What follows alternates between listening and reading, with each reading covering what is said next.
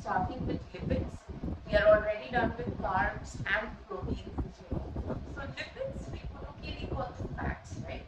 So in our diet, we get derived lipids from usually our oils, butters, ghees, as well as meat, right? Red meats tend to have a lot of fat in it, and also plant-based diets can also be fatty.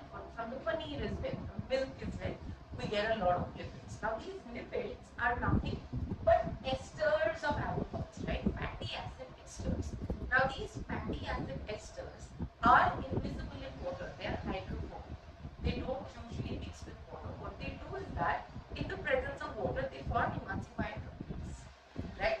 These emulsified droplets, if they need to get transported inside a cell, gets embedded or gets inside a vesicle, and then the vesicle transports it back into the cell. Correct?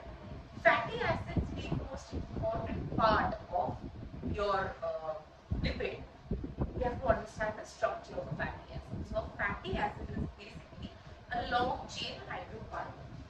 Usually there are 16 to 18 carbons, which is the normal range. However, anything from 14 to 20 are uncommon, but they are found. But below and above, that's not there. That doesn't happen, right? So lipids usually have 16 to 18. Below 14 and above 20 is not there. 14 to 20 you can find, but they are not. So now, if I were to draw the structure of a hydrocarbon chain, so even though fatty acids again are 16 to 18 carbon chains, and not just a 5 carbon chain, just to make it easier to explain. So in this case, the last carbon we have the OH2, right? So this is the acid group, COH2. Now next, we fill with hydrogen if they are single bonded carbons.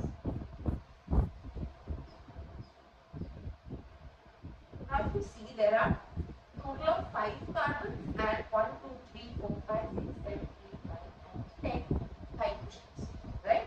So that the CH2 and O2 composition, where all carbons are singly bonded, is called a saturated fatty acid. Okay?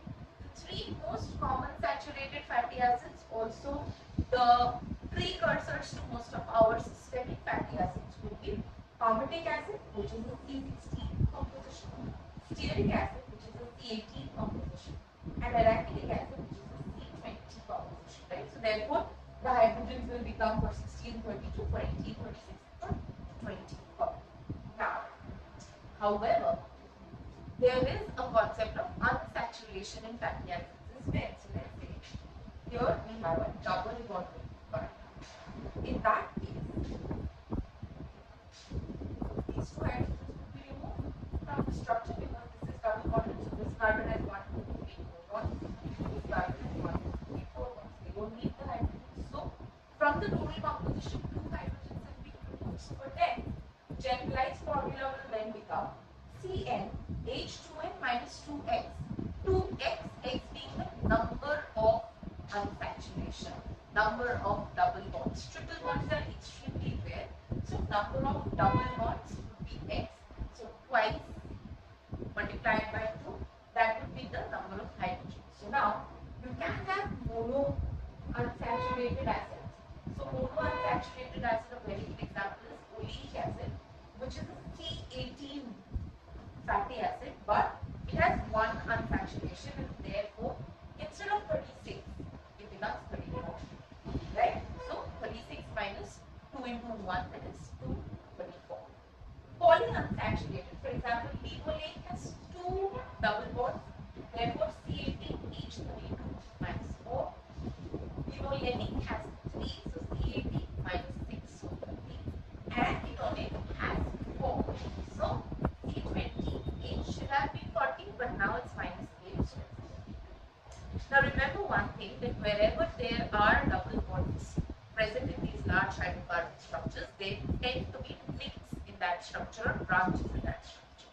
Therefore, these structures, when they form a fatty acid chain, if I were to very simply show it by a single line, then a saturated fatty acid will be straight, whereas an unsaturated fatty acid will be nicked. This nicking helps in the composition of your cell membrane, because as we know that cell membranes have a lot of fatty acids in them, right? So they are phospholipid bilayers. So these lipid bilayers, the more unsaturated, polyunsaturated fatty acids they contain, the better the fluidity of your cell membrane and the better the efficiency. Therefore, polyunsaturated fatty acids or TUFAs are generally the preferred method of intake in diet. Also today in lots of oil brands you see the word PUFA, TUFA, written on the package. That what it means. It means that it has unsaturated, polyunsaturated fatty acids and not saturated fatty acids. Okay. Also, the more we tend to heat a polyunsaturated fatty acid, the double bonds will break, and the oil or the fat gradually tend to become saturated. That is why reheating of oil and using it over and over again, which is often done in the street side food that we consume, is considered to be more harmful for your health. I hope this was clear. So now coming to the concept of essential fatty acids. So just like amino acids, yes, fatty acids can also be essential and non-essential, but we have to remember this, that all plants can synthesize all fatty acids. So for plants there is no concept of essential fatty acids. For animals, however, there are three fatty acids: linoleic, linoleic and arachidonic. These three are your essential fatty acids which you need to consume from a diet. However, what is interesting is that in our mammalian tissues, we only need linoleic acid because our tissues can convert linoleic acid into linoleic and arachidonic by biomolecular measures, right? So for us, only linoleic acid is the acid which is considered to be indispensable, which we have to take from our diet. Otherwise, all other fatty acids can be synthesized within the system. I hope this much was clear. We will be doing classification of